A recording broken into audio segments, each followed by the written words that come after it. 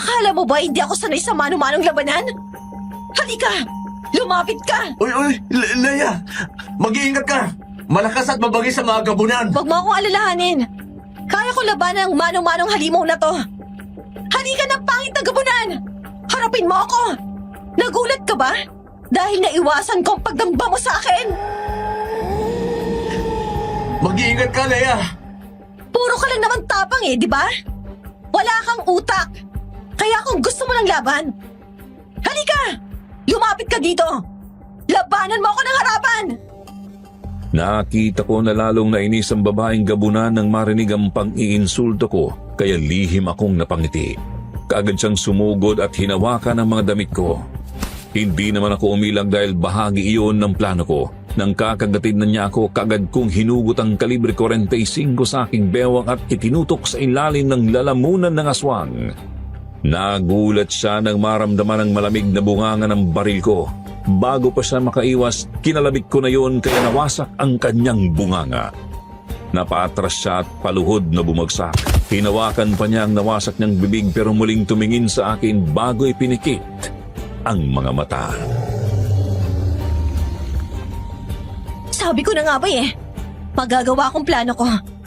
Mahihirapan kasi akong patamaan ka kung malayo ka. Kaya naisip kong hamulin ka. Naisahan din kita, halimaw. Huwag kang magtitiwala! Habang buhay pa ang mga gabunan, Leia! Patuloy silang lalaban habang meron silang hininga! Alam ko yon. Kaya nga sinigurado kong sa ulong tama niya. Kaya yan. Namatay siyang nakaluhod para pagsisihan ang lahat niyang kasalanan. Habang hindi nawawasak ang utak at puso ng gabunan, ay patuloy silang mabubuhay, Leia! Lumayo ka sa kanya! Tama pala ang sinabi ni Jericho. Dahil nang muli kong lingunin ang gabunan ay dumilat ang mga mata niyon. Kaagad na tumayo at hinawakan ang kamay ko na may hawak na baril. Kaagad akong binuhat at inihagis. Bumalandra ako sa dingding na plywood, nawasak yun at tumalsik ako sa labas ng bahay. Pagbagsak ko sa lupa, gumulong ako at tumama ang aking ulo sa ugat ng malaking puno. Dahil doon, nahilo ako.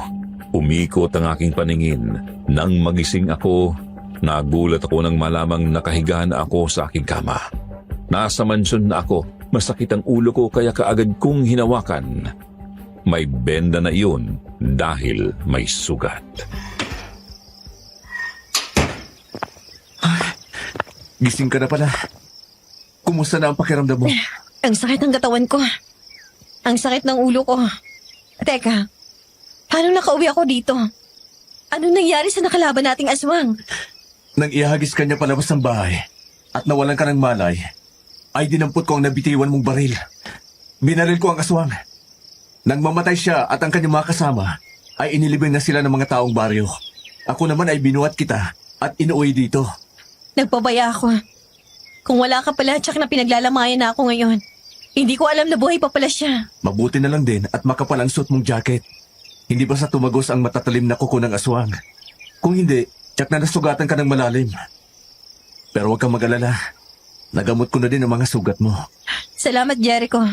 Talagang napakabuti mo sa akin. Nangako ako kay Ninong na iingatan kita, di ba? Hindi ako papayag na masaktan ka, Leia. Yun lang ba talaga ang totoong dahilan? Nangako ka lang kay Papa kaya mo ginagawa to? Ha? Bukod doon ginagawa ko ito kasi... Kasi ano? Gusto mo ako? Mahal mo ako? Ganun ba yun? Ha? Oo. Ganun nga yun. May pag-asa ba ako? Wala. Ha? Anong pag-asang sinasabi mo? Ninong mong papa ko kaya parang kinakapatid mo na ako, no? Hindi pwede yun. Ganun? Pambihira naman. Hindi pa pwede yun? Hindi ka pwede yun. Kaya wag ka na mangarap, no? Loko ka. Pagagalitan ka ni Papa kapag nalaman niya yung mga kalokohan mo. Ano naman ang gagawin ko? Mapipigilan ko ba ang puso ko magmahal sa tulad mo? Basta hindi pwede yung iniisip mo. Kaya wag ka na magpumilit pa, pwede? Nakita ko ang lungkot sa mga mata ni Jericho. Pero saglit lang yun. Muli siyang ngumiti at humugot ng malalim na buntong hininga tapos ay humakbang siya papunta sa pintuan. Pero bago siya lumabas, muli siyang tumingin sa akin. Sinabing nakahandaan ang pagkain sa mesa at kung nagugutom na ako, pwede na akong kumain. Tapos ay tuluyan na siyang lumabas ng pintuan. Alam ko na nagdamdam siya sa sinabi ko pero wala akong magagawa dahil yun ang dapat na mangyari sa aming dalawa. Napabuntong hininga na lang ako at saka bumangon. Kaya ko na ang sarili ko kaya lumabas na ako ng kwarto at nagpunta sa kusina ng aming mansyon. Kung maayos na ang pakiramdam mo, ay uuwi na ako. 9:00 na ng gabi. Parang bubuhos pang ulan kaya uuwi na ako bago lumakas. Oo, Jericho. Maayos ng pakiramdam ko. Kaya ko ng sarili ko. Kaya wala ka nang dapat ipag-alala. Ay, oo nga. Saka wala na rin naman ang mga aswang. Napatay na silang lahat kaya makakatulog na tayo ng maayos. Kapag kaya ko nang magmaneho bukas, susundin ko sina Papa para dito na lang sila magpagaling. Sige, kung kailangan mo pa ako, nandun lang ako sa bahay. Sige, aalis na ako. Jericho, salamat ha. At saka, sorry din kung hindi ko masusuklian ang nararamdaman mo sa akin. Naku, wag mo nang isipin yun. Ayos lang ako. Gano'n naman talaga ang pag-ibig eh. Walang pilitan. Mayroong nagiging masaya at mayroon namang umuwi ng luhaan. Kasama na ako doon. May binubulong ka ba, Jericho? Umiiyak ka ba? Hindi ah. Wala akong sinasabi. Hindi rin ako umiiyak. Napuwing lang ako kaya parang naluha lang ang mga mata ko. O sige, aalis na ako. Hindi ko na napigilan si Jericho nang umalis siya at lumabas ng mansyon. Isinara niya ang pintuan. Ako naman ay marahang lumapit sa bintana at tinanaw ko siya. Habang papalayo sa mansyon, napansin ko na nagpunas siya ng luha bago tuluyang lumabas ng gate. Napabuntong hininga na lang ako, tapos ay inilak ko na ang pintuan. Pati ang mga bintana at pintuan sa kusina tiningnan ko kung maayos ang pagkakasara. Nang matiyak ko na maayos na ang lahat, saka ako dumulog sa lamesa at kumain. Matapos akong makakain ay bumalik ako sa aking kwarto. Doon ko napansin ang aking mga baril kaya tiningnan ko kung may bala pa ang mga yun. Meron pa naman kaya kinuha ko at itinabi sa aking kama. Naku, mukhang bubuhos ng malakas na ulan ha.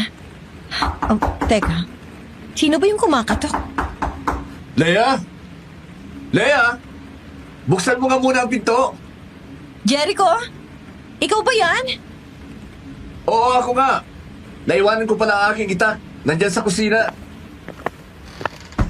Sige, pumasok ka na muna. Kunin mo ang itak mo kung saan mo nilagay. Pasensya ka na ha. Nasa bahay na kasi ako nang maalala ko ang itak ko. Kaya bumalik ako. Naku, ayan na. Bumuhos ng malakas na ulan. Mamaya ka na lang umuwi kapag mahina na. Baka mabasa ka pa magkasakit ka. Abuti nga yun. Para kung magkasakit at mamatay, makakalimutan ko na ang sakit ng pagkabigo. Sus, nag-inarte ka na naman. Tingnan mo tuloy, nagsungit ng panahon. Isara mo na nga yung pintuan at pumapasok ang malakas na hangin.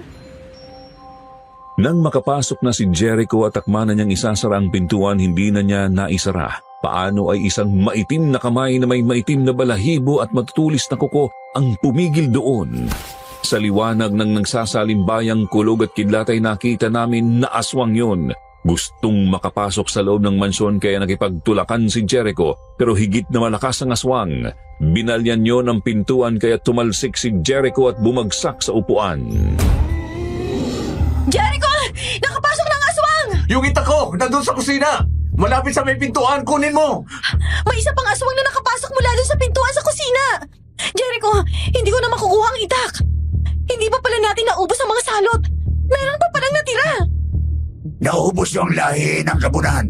Kaya nga nagpapasalamat kami sa inyo dahil ngayon ay malaya na kami makakagala sa baryong ito. Kayo ang tumapos sa mga aswang na nagbibigay proteksyon sa inyo. Anong ibig mong sabihin? Ang mga pinatay ninyong gabunan ay hindi kumakain ng tao. Mga kapwa-aswang ang gusto nilang patayin at kainin. Dahil naniniwala sila na kapag ganon ang ginawa nila, ay lalong malalagdagan ang kanilang lakas at bakis. Limitado ang kilos namin ng buhay ang mga gabunan dahil takot kami sa kanila. Pero ngayon, libre na kami. Ang ibig sabihin, kayo talagang salot na pumapatay sa mga taga rito at hindi ang mga gabunan na napatay namin? Ibig sabihin, Ang mga kalansay na nakita namin sa mga abandonadong bahay ay mga aswang na kinain ng gabunan. Sila pa ang tagapagligtas at kayo ang salot. Ibig sabihin kayong pumatay sa mga taga rito? Kami ngayon. Kami ang pumatay sa ama mo, Jericho. Kasi nakita niya kami nang patayin namin si Don Sebastian. Kaya para manatiling lihim ang aming pagkatao, ay isinunod na namin siya. Napakasama nyo! Ba't ang Lola Sebastian ko pinatay nyo? Sinaktan nyo rin ang mga magulang ko. Tapos ngayon gusto nyo akong tapusin? Anong dahilan nyo? Para makuha ang mansyon na ito.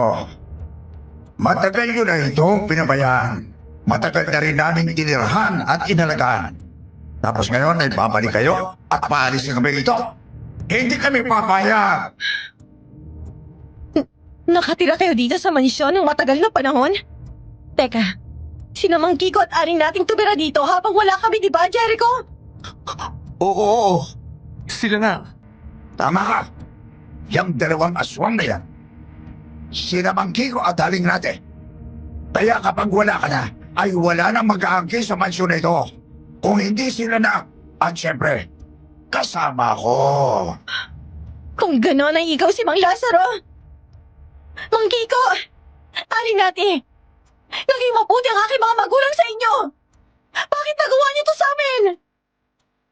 Dahil gusto namin maging amin ang mansyon na ito. Kaya pinatay namin ang mga magulang mo. Pero huwag kang mag-alala. Susunod ka na sa kanila. Mamamatay kayong dalawa. Wala nang makakarinig sa inyo. Humingi man kayo ng tulong. Dahil malakas ang ulan, kulog at kidlat ang maririnig ng lahat.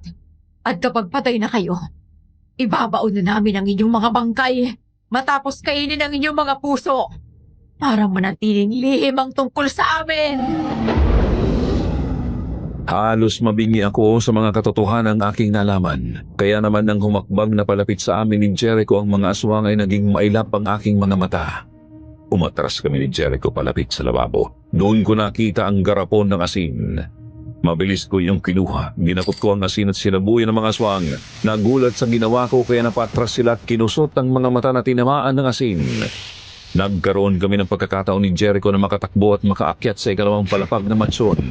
Pero mabilis na nakabawi ang mga aswang. Mabilis din ang mga kilos nila. Nakatalon kaagad sa hagdanan ng isa at ang isa naman ay gumapang sa pasimano ng hagdanan. Kaya naharang niya si Jericho. Pumasok ka na sa kwarto mo, Leia! Dalian mo! Pero paano ka? Ha? Dito ako sa isang kwarto! Huwag nyo nang pahirapan ang sarili nyo. Hindi rin naman kayo makakatakas sa amin. Yan ang akala mong hangal ka. Sa akala mo ba'y natatakot ako sa inyo? Hindi! Naiyak lang ako dahil hindi ko matanggap ang pagiging traidor ng mga taong pinagkatiwalaan ng aking ama! Nang makita kong nakapasok na sa kabilang kwarto si Jericho at hinabol naman siya ni Mang Kiko ay kaagad akong pumasok sa aking kwarto. Isinara ko ang pintuan yun at kinuha ko ang aking mga baril. Isinukbit ko ang maliit na bag na lalagyan ng mga bala. Isinuksok ko sa bewang ko ang 45 at ang shotgun ay ikinasa ko dahil nakita kong winawasak na ng mga aswang ang pintuan ng kwarto. Nang makita ko na nabutas na ang pintuan at lumawit doon ang kamay ng isa ay kaagad kong pinaputok ang shotgun. Lumayas ka dyan! Walang iya ka! Walang yakap. Nasugatan mo ko! Masyado ka kasing kumpiyansa! Nakalimutan mo yata na isa akong pulis. At kahit nasan ako, dala ko ang aking armas! Umanda ka, papatayin kita! Akin na yung baril mo! Hindi mo ito maaagos sa akin! Akin na yan! Mamamatay ka! Patuloy kaming nag-agawan ng aswang sa shotgun. Nakalabit ko yun kaya muling pumutok at tubama sa aswang na si Aling Nati na nasa dulo ng pasilyo habang winasak ang pintuan ng kwarto na pinasukan ni Jericho. Si Mang Kiko naman ay tumakbo palayo na waring naghahanap ng daan paano mapapasok si Jericho. Nang makita naman yun ng aswang na kalaban ko ay buong lakas niyang itinaas ang baril na pinag-aagawan namin kaya nabuhat niya pati ako. Buong lakas niya akong inihagis kaya muli akong bumalandra sa pintuan. Nakabitiw ako sa baril kaya nakuha ng aswang ang shotgun. Nang kalabitin niya yon ay hindi pumutok kasi hindi pa nakakasa kaya nang ikasa niya kaagad akong tumakbo para magtago. Pinaputukan niya ako pero tumama lang sa poste ng bahay. Lalo mo lang akong ginagalit. Kakainin ko talaga ang puso at tatay mo kapag napatay kita. Lumabas ka diyan! Tikman mo ang bala ng baril mo na siyang tatapos sa buhay mo! Angas! 4 na lang ang natitirang bala niyan! Naubos mo na lahat! Kaya hindi mo na yan magagamit sa akin! Oh, wala akong pakialam kung wala na itong bala. Meron pa naman akong mga kuko at pangil. Para durugin kita, humanda ka sa akin ngayon. Mamamatay ka ang kang babae! Ikaw ang angal! Meron pa akong alas! Hetong bala ng 45 ko! Lamunin mo! Yan! Ah! 5 beses kong kinalabit ang gatilyo ng aking baril. Lahat ng bala niyo ay tumama sa katawan ng aswang. Unti-unti isang napapatras habang tumatama sa kanya ang bala ng baril ko hanggang sa bumagsak na siya ng tuluyan. Agaw buhay na si Mang Lazaro nang lapitan ko. Nagpipilit pa rin siyang bumangon kahit malubha na ang kanyang mga sugat. Naisip ko tuloy na tama nga si Jericho. Habang buo ang kanilang mga utak at puso, patuloy silang lalaban kaya muli ko siyang binaril sa ulo. Doon na sa tuluyang namatay. Saka ko binalingan si Aling Nati na sugatan na rin. Nakakapanginaya. Dahil lang sa inyong kasakiman, nagawa niyong saktan at patayin ang mga taong itinuring kayong pamilya. Wala kayong konsensya. Dapat ka lang mamatay. Marilin mo na ang aswang na yun, Leia! Sugatan na siya! Kaya huwag mo nang bigyan ng pagkakataon! Yun naman talagang gagawin ko. Para maiganti ko ang aking lola Sebastian. Mamamatay ka, aswang! Sa ulo, Leia! Doon mo patamaan para sigurado ang kamatayan nila! Oo, alam ko na yan. Kaya hindi ko na uulitin ang pagkakamali na gawa ko nang makalaban ko ang gabunan. Hindi na ako magpapabaya ngayon. Magkakasunod na putok ang ginawa ko. Tumama ang lahat ng iyon sa mukha ni Aling Nati kaya napatigil yun sa pagsalakay sa akin. Padapa siyang bumagsak sa aking harapan. Eksaktong naubusan ako ng bala. Kaagad akong kumuha ng magazine sa loob ng aking bag at inilagay sa aking baril. Mabuti na lang pala. Lahat ng mga bala ng baril ko, napabindisyon na natin sa pare. Kung hindi, baka hindi tabla ng mga aswang na to. May natitira pang isa, Leia. Si Mang Kiko. Oo, alam ko. Kanina nakita kong tumakbo palayo sa kwartong pinasukan mo. Naghahanap yun ng daan para makapasok. Wala na siyang hahanapin sa loob dahil nandito na tayo sa labas ng kwarto. Magkiko! Patay na ang mga kasama mo! Nag-iisa ka na lang ngayon! Nasaan ka na? Halimaw ka! Hindi kaya tumakas na siya? Dahil alam mo ang delikado ng buhay niya? Sa palagay ko ay tama ka. Halika, punta natin siya sa bahay niya. Huwag na tayo mag-aksaya ng panahon. Sumangayon ako kay Jericho. Kagad kaming bumaba ng hagdanan. Nagpunta sa kusina para makuha ang kanyang itak. Tapos ay lumabas kami ng mansyon. Malakas pa rin ang ulan at nagsasalimbayan pa rin ang mga kulog at kidlat. Hindi pa kami nakakalabas ng bakuran, hinarang na kami ng malaking asong itim. Yun ang alaga ni Mang Lazaro. Kaagad yung umangil sabay sugod sa amin. Nang makalapit kay Jericho, kaagad na dumamba. Natumba si Jericho pero bago siya makagatay na iharang niya ang hawak na itak. Kaya doon tumama ang pangil ng aso. Tinadyakan yun ni Jericho kaya tumalsik palayo sa kanya. Yun naman ang pagkakataong hinihintay ko. Pinaputukan ko ang asong itim pero nakailag yun at nagtago sa mga halamanan. Hindi mo siya tinamaan. Ang bilis niyang kumilos. Nakapagtago ka agad sa mga halaman. Ang mahirap dito, malakas ang ulan na mayroong kasamang hangin. Kaya gumagalaw ang mga halaman sa paligid.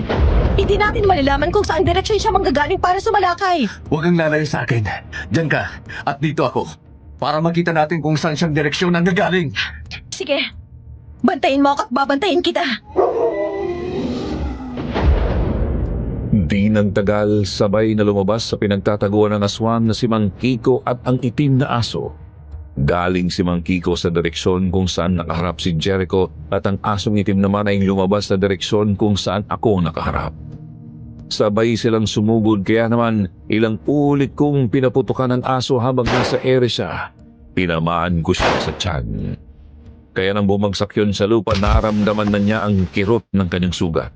Natigilan ang asong itim habang umaangil at nakatingin sa akin. Di nagtagal ay sumuka iyon ng dugo. Doon ko nalaman na tinamaan din pala siya sa leeg. Kaya kaagad kong nilapitan at muling pinaputukan sa ulo. Nang lingunin ko si Jericho, hinahabol na niya si Mang Kiko palabas ng bakuran ng mansyon, kaya humabol na rin ako at nakarating kami sa kakahuyan. Huwag mong patakasin ang aswang na yan, Jericho! Marami pa siyang mabibiktima kapag nabuhay siya! Oo, alam ko yon. Ha? Teka! Nasaan ang aswang na yon? Nasa paligid lang yan, Jericho. Hindi yan tatakas lalo pang at namatay ng asawa niya. Tsak na nauulo na yan sa galit para makaganti. Leia! Umilag ka! Kaya na siya! Galing sa ibabaw ng puno ang aswang na si Mang Kiko. Ako talaga ang pinuntirya niya. Pagbagsak niya sa aking harapan, hinawakan niya ang kamay ko na may hawak na baril. Hinagat niya ang braso ko kaya nabitiwan ko ang baril. Kaagad naman siyang tinaga ni Jericho. Binitiwan ako ni Mang Kiko para makaiwas siya sa pag-atake ni Jericho.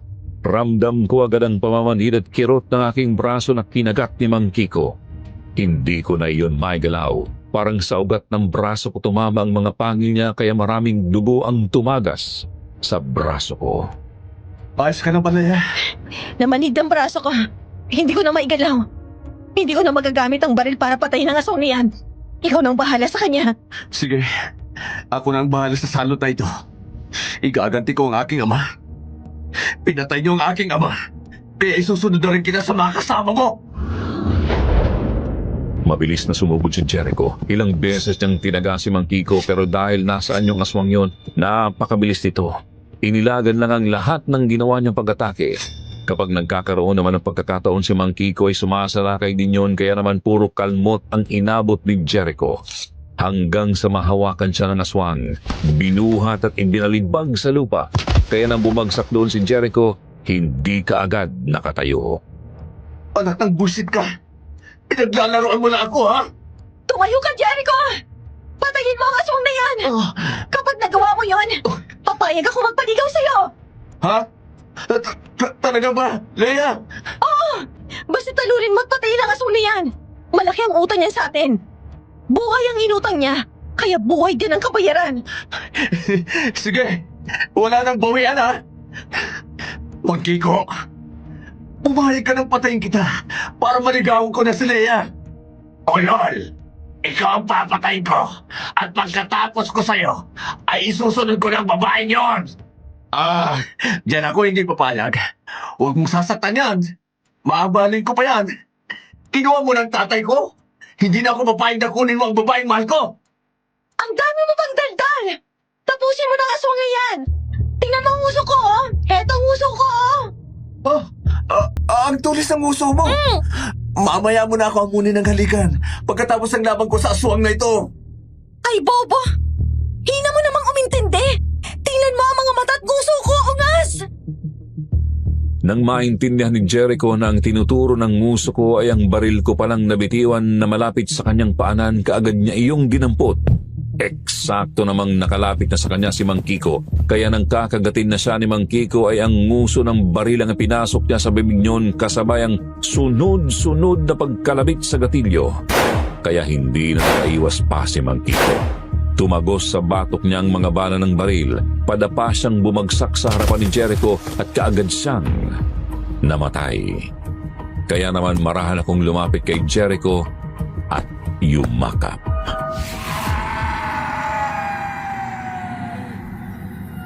Akala ko hindi mo ko maiintindihan eh. Munti ka nang mapatay ng aswang na yan? Iiyak ka ba kung sakaling mamatay ako? Oo naman. Siyempre, inaanak ka ng papa ko. May kasunduan tayo, di ba? Huwag mo yung kakalibutan. Oo, alam ko. Pero magpaalam ka muna kay papa. Kapag pumayag siya at hindi naman pala bawal na magkaroon tayo ng relasyon, papayag akong ligawan mo ako. Oo, sige. Pero bago ko gawin yun, gusto ko munang malaman kung may pag-asa ba ako sa'yo sakaling pumayag ang ninong. Ay, ang bobo naman. Sinasabi ko na nga, di ba? Napatawa na lang si Jericho tapos ay inakbayan na niya ako at inakay pabalik sa loob ng mansyon. Pagdating namin doon, napansin kong naging abo na si Mang Lazaro at Aling Nati. Ayon kay Jericho, ganoon talaga ang nangyayari sa mga aswang na namamatay sa mga benditadong armas. Nagiging abo at ang iba naman ay natutunaw. Kaya kumuha na lang siya ng walis at dustpan, dinakot ang mga yon at itinapon sa kanal sa gilid ng mansyon para anurin ng tubig. Tapos ay nagpalit na rin siya ng basang damit. Ipinahiram ko sa kanya ang damit ni Papa. Kinabukasan ay isinama ako ni Jericho sa kakilala niyang albularyo para ipagamot. Sa braso lang naman ako nakagat ng aswang. Ano bang ipinag-aalala mo? Ayoko lang na kumalat sa iyong katawan ang kamandag niya. Dalawa lang ang pwedeng mangyari kapag ganun. Ano namang mangyayari kung sakali? Yung una, pwede kang mamatay. At yung pangalawa, ay pwede kang maging aswang na kagaya nila. Kaya bago pa mangyari ang alinman sa dalawang yon, ipapagamot na kita. Ganun pala yon? Ang bobo mo talaga, Jericho. Bakit ngayon mo lang yan sinabi? Dapat din mo pa sinabi yan. Alam mo naman nakagat din si Papa, di ba? Naku! Oo nga pala, sorry naman. Di bali, sasamahan na lang din natin dito si Ninong kapag magaling ka na. Magaling ang albularyong kakilala ni Jericho. Kaagad niya akong ginamot. May langis siyang ipinahid sa aking mga sugat. Kaagad yung bumula at kasunod yun, naramdaman ko ang sobrang kirot. Di nagtagal lumabas ang mga itim na dugo na may kasamang kulay berdeng likido. Ayon sa albularyo, yun ang kamandag ng aswang. Kaagad niyang pinahid yun ng puting damit at saka sinunog. Nang matapos kong gamutin, tumuloy na kami ni Jericho sa bayan para sunduin na namin sina Papa at Mama. Ipinaalam ko sa kanila ang lahat ng nangyari. Nakakalungkot lang dahil itinuring silang kapamilya ng Lolo Sebastian mo. Itinuring ko din siyang kapatid at hindi isang tauhan. Pero nagkahaman sila mag-asawa. Kaya nga nalungkot ako nang malaman ko yun.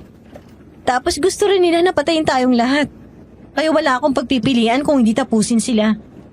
Ngayon ay matatahimik na ang kaluluwa ng Lolo Sebastian Mulea dahil nakaganti na siya sa mga aswang na pumatay sa kanya. Oo nga, Ninang.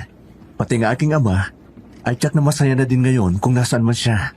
Tapos na ang mga problema. Hindi pa tapos ang problema natin. Kasi nitong mga nakaraang araw, meron akong kakaibang nararamdaman sa aking katawan. Parang nagbabago ang aking balat tuwing gabi at humahaba ang aking mga kuko. Oo nga, Leia. Nahawa yata ng pagiging aswang ang papa mo. Ganun po ba? Kasi ako man ay nakagat pero nagamot na po ako. Saan kayo nagpagamot, anak? Baka pwedeng samahan niyo ako doon. Ayokong maging aswang. Si Jericho po ang nakakaalam. Jericho, anak, samahan mo ako sa magagamot. Opo, Ninong Jose. Pero sa isang kondisyon. Kahit anong kondisyon ay papayag ako basta gumaling ako. Nagkakaunawaan na po kami ni Leia. Baka pwedeng pumayag na kayo na maging magkasintahan kami at magpakasal pagdating ng oras. Wala naman yung problema. Mabuti nga kung ikaw ang magiging asawa niya. Kasi kilala kita at mabuti kang bata. Papa, hindi ba yun masama kasi inaanak mo siya? Oo, pero hindi naman kayo magkadugo. Kumpare ko ang ama niya. Kaya walang masama doon. Sige, ibinibigay ko na sa iyo ang basbas. Tuwang-tuwa kami ni Jericho. Matapos yun, sinamahan na namin si Papa sa manggagamot. Matagal ang naging proseso bago siya gumaling dahil ilang araw na sa katawan niya ang kamandag ng aswang. Pero sa huli, napagaling pa rin siya ng manggagamot. Makalipas ang 6 na buwan ng masayang relasyon namin ni Jericho, nagpakasal kami, Sir Jupiter. Nagkaroon ng 4 na anak na kasama namin at kapiling hanggang ngayon. Yan po ang aking buhay, pag-ibig at pakikipagsapalaran sa isang baryong minsan ay pinamugaran ng mga aswang.